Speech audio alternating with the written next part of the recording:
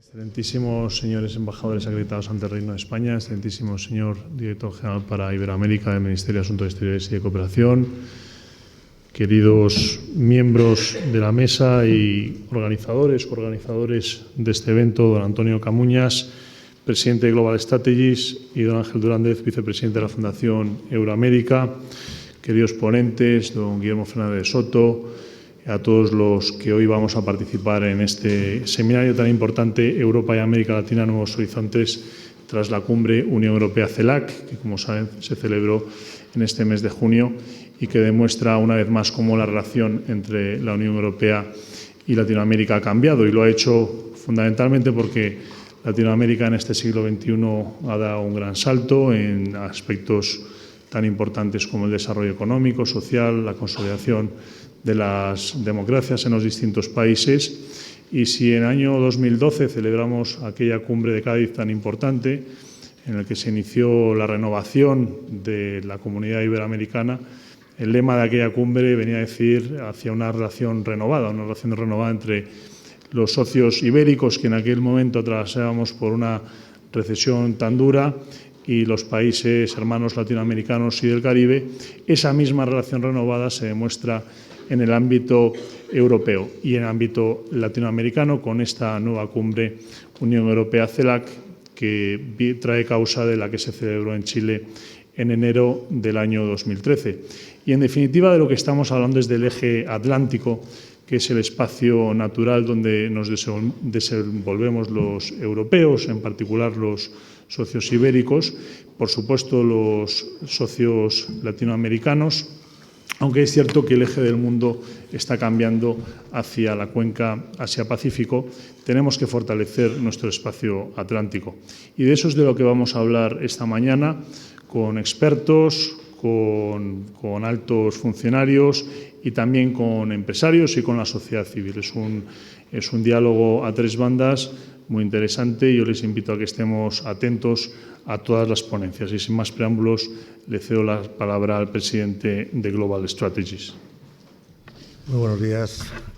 Buenos días, Tomás, y muchísimas gracias a Casa América por ser nuestra anfitriona. La Casa América es quizá la casa de la mejor España, la España con vocación universal que supo cambiar el devenir de la historia. Gracias también a Fundación Euroamérica, representada aquí por su vicepresidente Ángel Durández, por ayudarnos a coordinar esta jornada. Y tendríamos que remontarnos unos cuantos años atrás para ver el éxito que representó la gran apuesta española por afianzar y por estrechar sus lazos con Latinoamérica, con Iberoamérica, que fue una apuesta arriesgada en su momento, porque esos países tenían una situación bien distinta de la actual, en la que España hizo además otra apuesta muy importante, que fue la opción de integrarse en la Unión Europea.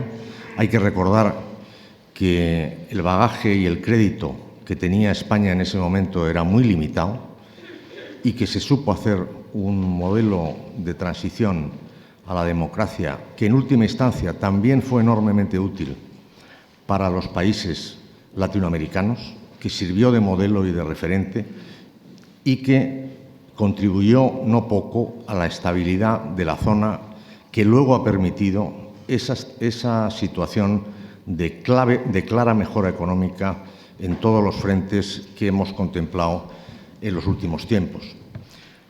De hecho, hasta el punto de que nos hemos visto en una situación que quizá esa América que parecía salirse del marco de la historia en un momento dado, ha vuelto y ha regresado con fuerza para jugar un papel determinante en el nuevo tablero mundial que impone la globalización, en el cual Europa tendrá que hacer también sus apuestas, porque hay otros competidores de mucha envergadura a los cuales nos vamos a enfrentar. Es cierto que ahora mismo Europa está en una situación particularmente compleja. No es menos cierto que hay países en Latinoamérica que están atravesando dificultades de muy diverso tipo, en términos económicos y en términos políticos. También hay una cierta sensación de que las cumbres pueden no ser demasiado útiles o pueden defraudar las expectativas. Para una firma como Global Strategies, que tiene en la diplomacia empresarial, corporativa, su razón de ser, creemos que cualquier avance, como puede ser en un momento dado el intercambio, el mutuo conocimiento, la puesta en cuestión de asuntos de interés mutuo, pues tiene todo el sentido y a la postre rinde beneficios. También creo que rinde beneficios jornadas como esta, en las cuales personas que tienen intereses comunes, aunque diversos en su naturaleza, sobre los objetivos que aquí se van a tratar, puedan conocerse, puedan tener información adicional, puedan en última instancia dar un paso más hacia el futuro, que es lo que en definitiva está en juego. Por lo tanto, yo creo que el panel de expertos que va a venir a continuación va a ser un panel que seguramente les brindará distintas informaciones de relieve, distintas visiones que contribuirán a que ustedes puedan sacar en conclusión que esa relación atlántica que mencionaba Tomás Poveda tiene mucho sentido, que España hizo una apuesta firme y exitosa que tiene que seguir manteniéndose y que tiene que reforzarse desde el punto de vista de la Unión Europea. Muchas gracias.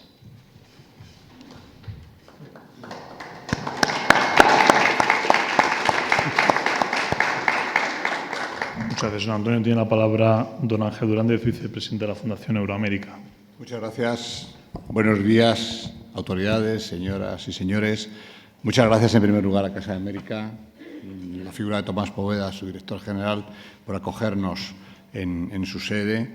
Muchísimas gracias a Global Strategies y a su presidente, Antonio Camuñas, y muchas gracias a todos ustedes por estar aquí. Yo, como sé que empezamos con el tiempo limitado, voy a intentar ser breve para ver si recuperamos parte del programa. Estas son cosas que a mí siempre me preocupan mucho, que las sesiones vayan en su hora y en su programa. Sé que en parte ha sido culpa mía, que he llegado tarde, pero el tráfico, mejor dicho, los aparcamientos, son imposibles de predecir. Bueno, desde la Fundación Euroamérica es para nosotros una satisfacción enorme, y no son palabras de pura cortesía, el participar en una sesión como esta. Esto para nosotros ha representado lo que siempre hemos intentado que fuese el cumplimiento de nuestros objetivos, es decir, fortalecer en gran medida las relaciones entre Europa y América. Eso lo hemos venido consiguiendo a lo largo de los 16 años que ya tenemos de existencia. Siempre me equivoco, por eso he mirado a Luisa Peña, que es nuestra directora general, porque siempre digo 11, no sé por qué. Quito yo siempre 5 años, para hacerme 5 años más joven, pero son 16 años los que ya llevamos en funcionamiento, siempre dedicados a establecer ese tipo de relaciones tanto empresariales como políticas y culturales. Es ahora un momento, además, muy importante, porque hemos pasado de unos años donde se veía con gran euforia y gran esperanza el resurgir o el surgir con gran ímpetu en los distintos países latinoamericanos una economía floreciente, y, sin embargo, posiblemente en el último año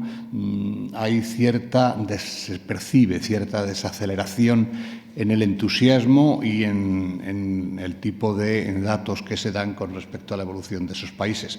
Hay que mantener la llama para que ese entusiasmo no se enfríe y que de verdad podamos conseguir que esos países consigan tener un liderazgo importante dentro de lo que es esta economía global que nos preside. Muy importante para nosotros es no solamente el establecimiento de este tipo de organización, como son estas jornadas, sino poner mucho énfasis en aspectos clave como es la innovación, que, como bien saben, es difícil pensar en una economía que intente florecer si no tienen capacidad de innovación los países que la van a practicar. Y, por supuesto, el apoyo a las pymes. Yo sé que esto suena manido y que todo el mundo dice lo mismo, las pymes, y luego las pymes tienen sus problemas particulares y son muy difíciles de plasmar en realidades, pero lo cierto es que hay que seguir insistiendo. Las pymes forman parte importante, muy importante del tejido empresarial y es muy importante establecer políticas de colaboración entre las dos orillas del Atlántico para que seamos capaces de impulsar mayor relación entre ese tipo de organizaciones.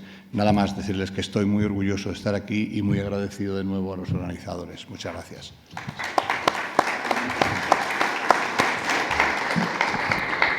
También queremos agradecer a Bruset Abogados su estrecha colaboración en este evento, que siempre es importante recordarlo. Y a continuación tiene la palabra don Pablo Gómez de Olea, director general para Iberoamérica del Ministerio de Asuntos Exteriores y de Cooperación.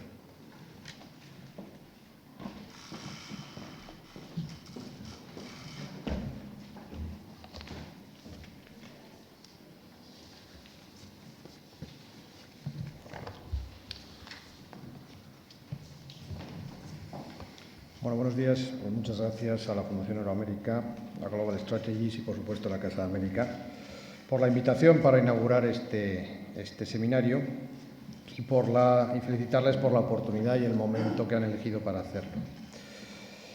El título es ilustrativo, Nuevos Horizontes tras la cumbre UE-CELAC. Y antes de entrar en ello, yo lo que quería es glosarles, en el tiempo que se me da, de unos 15 minutos aproximadamente, lo que ha sido la cumbre, cuáles han sido los principales logros y objetivos de la cumbre, y yo creo que en las demás ponencias ustedes podrán también escuchar las reflexiones acerca de esos nuevos horizontes. Como saben, los días 10 y 11 de junio tuvo lugar en Bruselas la segunda cumbre UE-CELAC.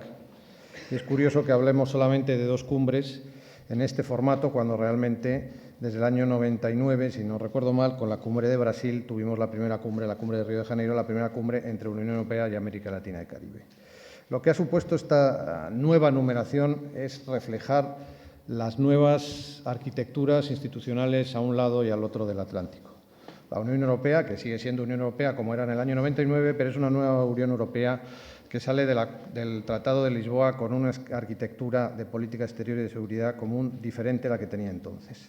Un servicio exterior europeo que negocia en nombre de los 28 Estados y que hay una mayor, digamos, cesión en materia de política exterior a las instituciones de la Unión Europea. Por otro lado, la CELAC, un instrumento nuevo de integración o de concertación política que intenta aunar el consenso de los diferentes países de la América Latina y el Caribe y que por primera vez tras la cumbre de Santiago se presenta, o por segunda vez tras la cumbre de Santiago se presenta como interlocutor privilegiado de la Unión Europea. Por lo tanto, tenemos las dos instituciones que representan a las dos patas de esta relación birregional en la cumbre que tuvo lugar los 10 y 11 de junio.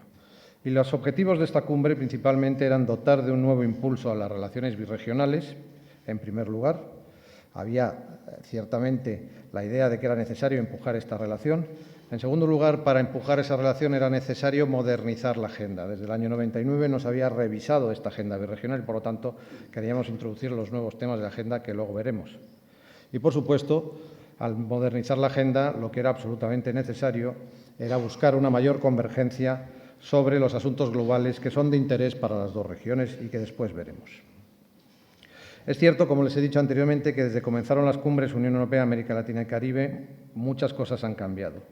América Latina, al contrario de lo que era la América de los 90, es una región estable, con democracias consolidadas, con potencial de asociación comercial y un potencial inversor importante, y una afinidad, con escasas excepciones, con el modelo de economía de mercado abierta y regímenes democráticos.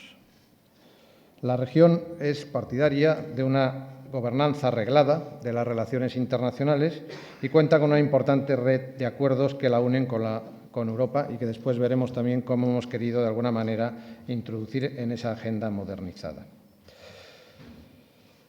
Por su parte, la Unión Europea se ha ido ampliando desde el año 99, como les decía anteriormente. Hoy cuenta con una acción exterior más activa y en la que, por lo menos en opinión de España, y creo que ya ha sido una opinión asumida por la mayoría de los países de la Unión Europea y por las estructuras de la Unión Europea, es una política exterior, una acción exterior en la que América Latina debe jugar un papel destacado. Y papel destacado fundamentalmente porque creemos y estamos convencidos que es la región con la que Europa comparte más valores e intereses comunes. ¿Qué fue esta cumbre en sí? ¿Cómo se desarrolló? ¿Cuál fue la estructura?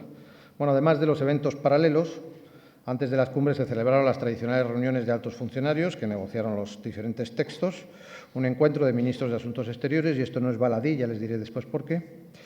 Y la cumbre en sí contó con 2 sesiones de trabajo abiertas, en las que participaban los jefes de Estado y de Gobierno y los restos de las delegaciones, y un retiro en la que únicamente estaban los jefes de Estado y de Gobierno. Hubo ocasión también para encuentros subregionales en los que los servicios de la Unión Europea, no los Estados miembros, se reunieron con las diferentes estructuras subregionales, con CARIFORUM y con SICA principalmente, y hubo una reunión también de ministros de Asuntos Exteriores del Mercosur con la Unión Europea. En todos estos trabajos se adoptaron 3 grandes textos, una declaración más corta, de carácter político, titulada Una asociación para la próxima generación, en la que se quiso, o al menos intentó, recoger los principios básicos que rigen la relación entre las 2 regiones, y una segunda declaración que abarca los diversos capítulos de la relación birregional, llamada Declaración de Bruselas, en la que se integran aspectos diferentes desde la no proliferación, el cambio climático, etcétera, etcétera. Y, por último, algo que ya se había aprobado en la Cumbre de Madrid, el Plan de Acción, que se ha ido actualizando y ampliando en sus capítulos y que en este caso se añadieron 2 capítulos nuevos que creo que son importantes en esa idea de modernización de la agenda y de incorporación de convergencias en asuntos globales. Se añadieron los capítulos de educación superior y seguridad ciudadana. Por tanto, en este ámbito, la renovación de la relación que se ha querido imprimir en la Cumbre de Bruselas se ha concentrado en 3 grandes ámbitos. Por una parte, reforzar el diálogo político. En segundo lugar, ampliar y modernizar los vínculos económicos. Y, en tercer lugar, establecer un nuevo tipo de cooperación con nuevas prioridades. Y voy a referirme a cada uno de estos 3 aspectos. Refuerzo del diálogo político, modernización y ampliación de vínculos económicos y un nuevo tipo de cooperación. Para el refuerzo del diálogo político, hay que decir que la cumbre en sí misma ha sido una oportunidad para un diálogo político de alto nivel. Es evidente que la cumbre propicia estos intercambios y estos encuentros. Pero en la medida en que perseguimos un diálogo político que vaya más allá de las cumbres, que tenga una cierta vocación de permanencia, se ha acordado institucionalizar una reunión de ministros de Asuntos Exteriores, que no existía, en los años en los que no se celebre la cumbre. Con ello se quiere asegurar la continuidad y la aplicación de las decisiones que se tomen por los jefes de Estado y aportar un espacio adicional para el diálogo sobre cuestiones de interés común. En segundo lugar, y en el marco de este refuerzo del diálogo político, la cumbre ha servido para plantear una mayor concertación entre 3 retos globales principales y que son los que hemos identificado como nuevos elementos en la agenda birregional. En primer lugar, el cambio climático.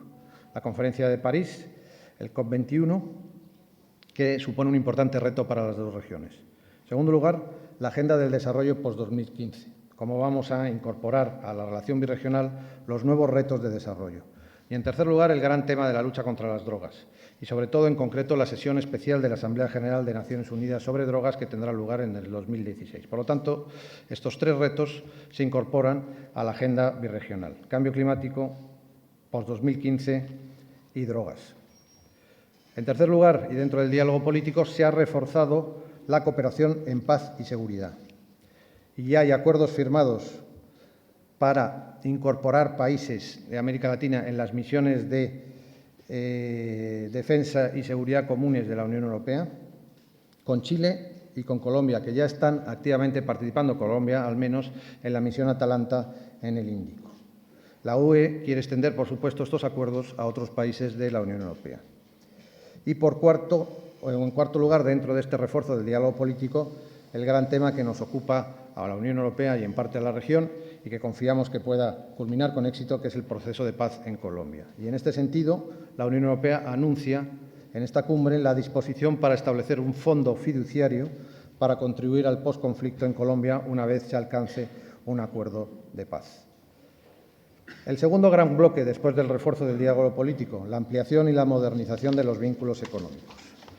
La Unión Europea es el segundo socio comercial y el primer inversor extranjero en América Latina. Tenemos ya unos lazos económicos y comerciales fuertes, pero todavía hay margen para incrementarlos y diversificarlos. Y en este sentido, durante la cumbre se ha hecho un llamamiento, en primer lugar, para modernizar el Acuerdo Global de Asociación con México. Al día siguiente de la cumbre UE-CELAC se celebró la 7ª Cumbre Unión Europea-México, en la que se aprobó ya la revisión y la modernización del acuerdo con México. Se espera que las negociaciones comiencen en los próximos meses y esto ayude a reforzar y a renovar la relación entre la Unión Europea y México, que es ya un socio estratégico de la Unión Europea.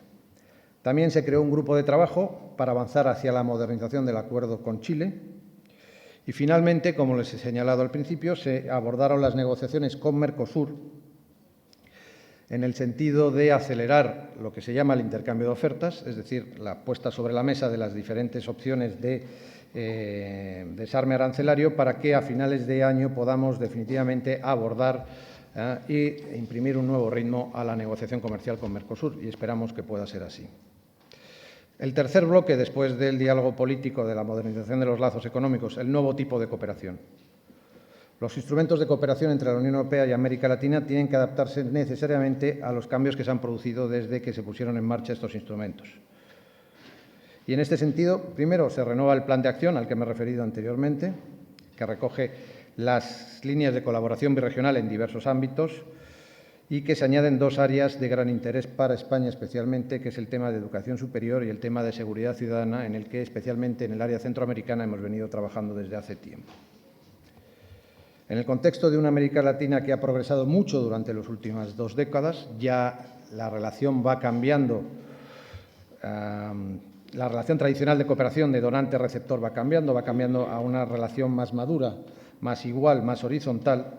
Se va a lanzar una nueva facilidad de cooperación por parte de la Unión Europea que busca promover la cooperación sur-sur y la cooperación triangular y que se dotará inicialmente con 12 millones de euros.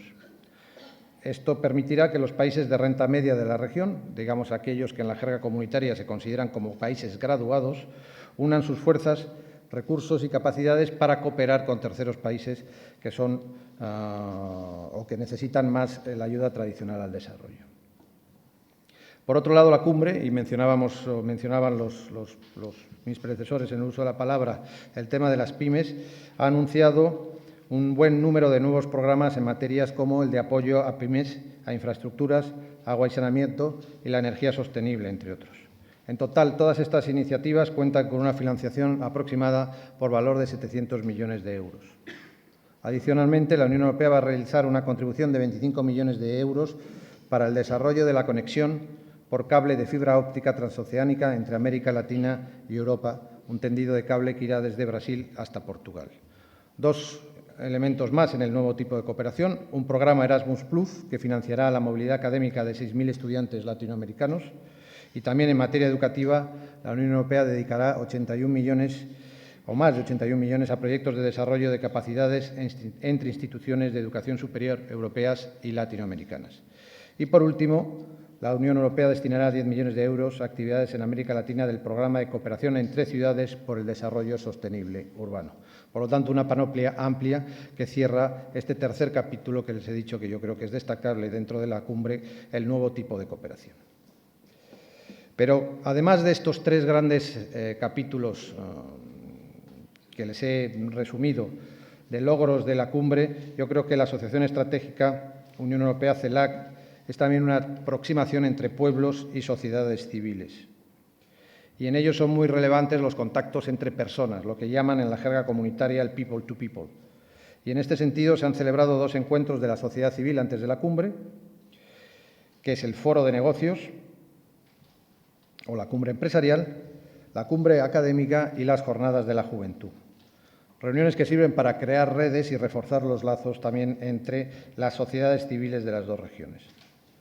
Se ha alcanzado un acuerdo para conceder personalidad jurídica internacional a la Fundación EULAC, con sede en Hamburgo, y que es relevante el acuerdo en sí porque anteriormente se había constituido como una fundación de derecho privado de acuerdo al derecho alemán y, por lo tanto, estaba de alguna manera limitada en las aportaciones que muchos Estados podían darle, que al no tener el estatus de organismo internacional no era susceptible de recibir aportaciones por parte de los Estados miembros. Esto va a resolver un problema importante de la Fundación en cuanto a la financiación y esperamos que pueda dar a la Fundación el carácter y el empuje que necesita para abastecer, digamos, para informar, para aportar contenidos a la relación birregional. Y en este ámbito de la dimensión humana no quería dejar de mencionar también la rúbrica de acuerdos de exención de visado para Perú y Colombia, además de otros países caribeños que también estaban incluidos, en cuyo firma la iniciativa española o el empuje de España, y en esto quiero anotarme la autoría de la iniciativa. La iniciativa española ha sido decisiva para alcanzar estos acuerdos de exención de visado.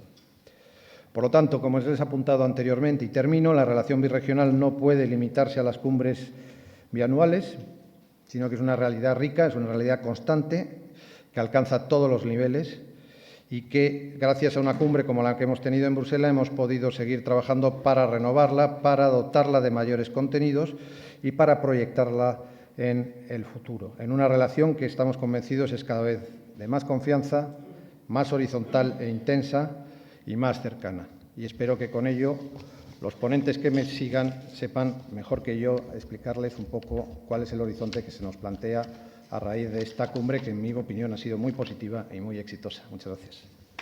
Muchas gracias, Ángel. Muy buenos días, señores miembros de la mesa. Quisiera, en primer lugar, felicitar a la Fundación Euroamérica y a Global Strategies por haber tenido el acierto de brindarnos en Casa de América esta oportunidad de discusión y de debate, yo creo que sin exaltar luces ni ocultar sombras, acerca del resultado de esta segunda cumbre CELAC Unión Europea-América Latina. Yo creo que esta ocasión nos permite, desde la perspectiva del tiempo inmediato, porque la cumbre se acaba de celebrar, hacer una aproximación a lo que constituye el mecanismo de las cumbres, que, como se nos decía en la presentación, no debería hacernos olvidar que las cumbres tienen el propósito de construir una asociación estratégica birregional. Y, en mi opinión, mi tesis es conocida, el elemento fundamental que hará que las relaciones entre la Unión Europea y los países de América Latina avancen es la movilización de la voluntad política. Fueron razones políticas las que estuvieron en el inicio del diálogo político ministerial de San José entre la Unión Europea y los países de América Central, en un momento en que el istmo centroamericano estaba asolado por conflictos civiles. Fueron razones políticas las que estuvieron en la institucionalización de relaciones entre la Unión Europea y los países del Grupo de Río en diciembre del año 1990 en Roma. Tuve la oportunidad de asistir a ese encuentro en Roma, acompañando al entonces comisario europeo Abel Matutes, y fueron también razones políticas las que estuvieron en la superación por arriba de ese diálogo político ministerial con la creación del mecanismo de las cumbres en diciembre del año 1999 en Río de Janeiro. Pero la voluntad política es condición necesaria, aunque no suficiente, porque las circunstancias también cuentan. Y la circunstancia, aunque sea transitoria, aunque sea coyuntural, aunque sea temporal, mientras existe, nos condiciona y nos limita fuertemente. La última cumbre Unión Europea-América Latina se celebró antes de esta de Bruselas en enero del año 2011 en Santiago de Chile. También tuve la oportunidad de estar presente y, desde luego, ha habido cambios fundamentales en nuestras dos regiones desde esa fecha. La Unión Europea, ustedes saben que ha estado intentando sortear la crisis, un poco concentrada, como en el mito de Narciso, en la contemplación de nuestros propios problemas, tratando de consolidar nuestro proyecto de integración, tratando de salir del laberinto griego. Han visto ustedes la reunión ayer del Eurogrupo y el Consejo Europeo para tratar de librar la última parte del rescate a Grecia. Y todo eso pues, se ha traducido en un nuevo escenario como consecuencia de las elecciones europeas. Las dos comisiones del señor Durão Barroso han sido sustituidas por la Comisión Juncker. Hay un nuevo presidente del Consejo que ha sustituido a Herman Van Rompuy y hay una nueva alta representante que ha sustituido a la señora Ashton. Estos hechos se han traducido en el Plan Juncker, en el que en octubre del año pasado presentó sus iniciativas y sus prioridades a la Unión, con un plan de crecimiento, creación de empleo, equidad y cambio democrático que se ha traducido en su famoso plan por importe de 315.000 millones de euros. En el ámbito económico, la prioridad de la Unión Europea, y yo creo que esto es justo reconocerlo, está puesta en el ambicioso acuerdo de comercio e inversión con los Estados Unidos, y la Unión Europea ya ha negociado, se encuentra negociando acuerdos de la misma categoría con otros países o grupos de países. Desde luego Canadá, Australia, Nueva Zelanda, Corea del Sur, Malasia, Tailandia, Vietnam, Túnez, Jordania, Egipto, etc. Y creo que es importante también tomar en consideración que en el ámbito de las dos dimensiones que tiene el proyecto de integración europea, dimensión interna, mercado interior y unión económica y monetaria, para tratar de superar las limitaciones que tiene nuestro proyecto de construcción en esa dimensión. Han visto también que estos días, ayer en concreto, se ha presentado el plan de los 5 presidentes de instituciones para ir avanzando hacia la unión fiscal. En ese contexto, hay que decir que en lo que se refiere a la proyección externa, las prioridades han venido marcadas por el fracaso de la cumbre de Vilnius. Ayer el Consejo de Ministros de Asuntos Exteriores adoptó la prolongación de las sanciones contra Rusia, marcadas lógicamente por la crisis de Ucrania, y en el ámbito de la vecindad meridional, la crisis que plantean los países de la primavera árabe, donde tenemos muchas dificultades, y también el Consejo de Ministros de Asuntos Exteriores aprobó en el día de ayer el envío de esta misión naval en el Mediterráneo.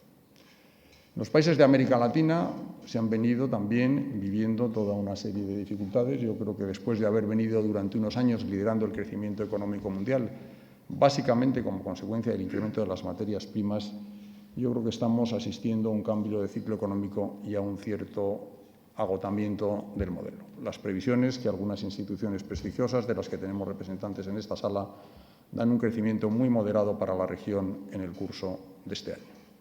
También el restablecimiento de relaciones diplomáticas entre los Estados Unidos y Cuba y la participación de este país en la 7ª cumbre hemisférica en Panamá, yo creo que marcan claramente una nueva tendencia en el ámbito de las relaciones. Veremos si este nuevo acercamiento de los Estados Unidos podrá contribuir a mejorar la presencia comercial de los Estados Unidos en el subcontinente, que en los últimos 15 años, ha pasado del 53% al 35%. Otros aspectos que han planeado sobre la cumbre de Bruselas han sido, naturalmente, la desaparición en este periodo del presidente de Venezuela, la situación en este país, las recientes elecciones en México, las próximas elecciones en Argentina y, naturalmente, el proceso de paz en Colombia. En cuanto a los hechos concretos que se han podido producir en esta cumbre, yo creo que el director general de Iberoamérica ha expuesto con mucha claridad cuál es el balance que ha producido esta cumbre. Evidentemente, el tema de los visados para Perú y Colombia es un tema de estricta justicia. Estos países gozan de un acuerdo de primera división con la Unión Europea y se encuentran injustamente discriminados con respecto a otros países del subcontinente. Quiero decir que el Parlamento Europeo jugó un papel fundamental en este asunto, ya que el procedimiento de modificación del reglamento de exención de visados es un procedimiento que se rige por el procedimiento de codecisión y fue el Parlamento Europeo el que introdujo la inclusión de exención para estos dos países, habida cuenta de que la propuesta inicial de la Comisión solamente contemplaba algunos países caribeños anglófonos. Es evidente también que tenemos que proceder a una renovación, modernización y puesta al día de los acuerdos de asociación con México y Chile.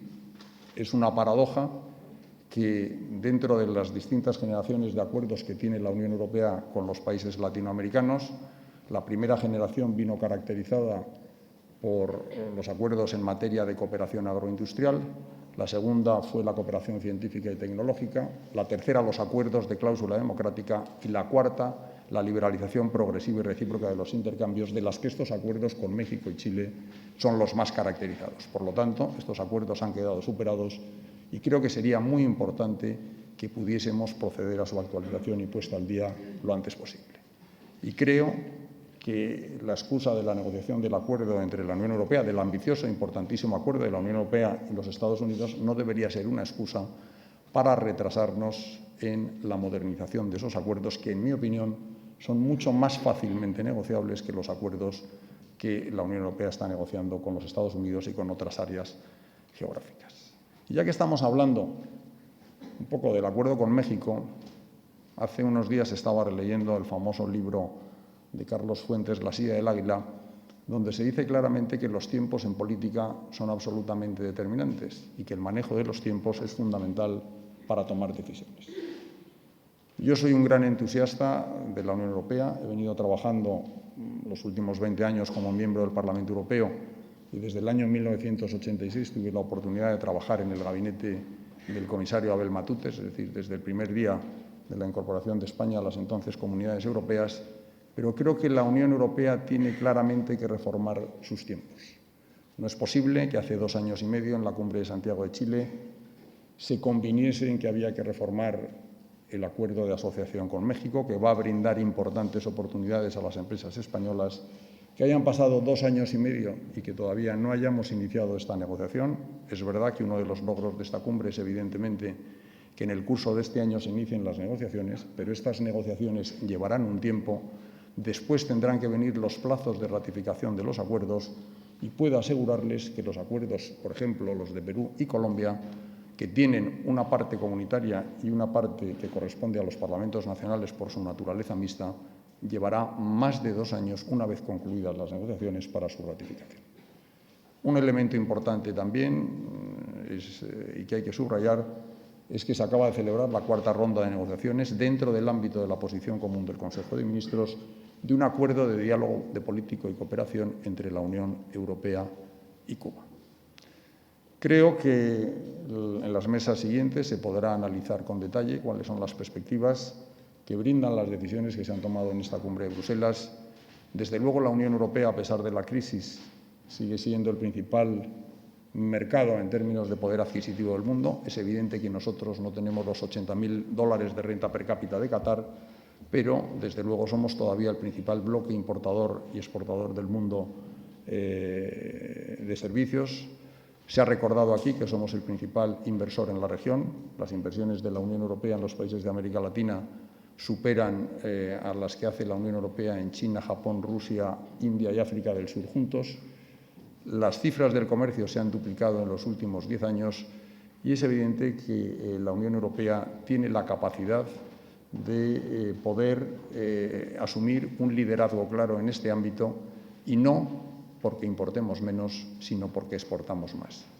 Y de ahí las cifras de los saldos positivos en nuestra balanza por cuenta corriente de productos manufacturados, de servicios e incluso de productos agrícolas, donde hemos venido siendo claramente deficitarios.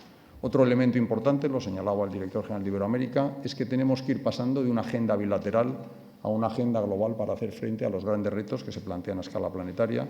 La Conferencia de París, en lo que se refiere a la preservación del medio ambiente y los recursos naturales y el cambio climático, la lucha contra el narcotráfico, el crimen organizado y el terrorismo, los temas migratorios y otros muchos asuntos como la economía digital, etc.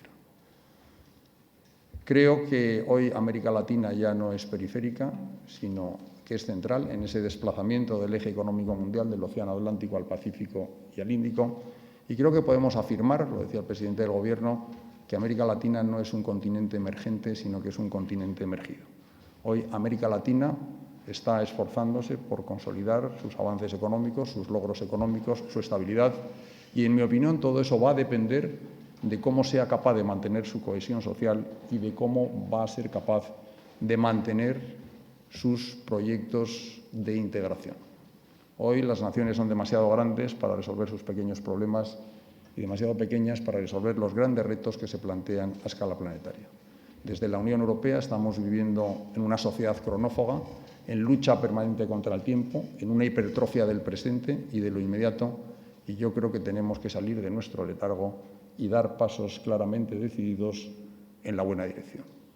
Y creo que a los cualificados miembros de los paneles siguientes, desde el ámbito económico y político y desde el ámbito empresarial, les va a corresponder hacer una evaluación, como les decía, ponderada sobre si los resultados de esta cumbre de Bruselas suponen jalones concretos, avances tangibles y contantes y sonantes en esa tarea de construir el objetivo de las cumbres, que no debemos perderlo de vista, que es el de establecer una asociación estratégica birregional. Muchas gracias.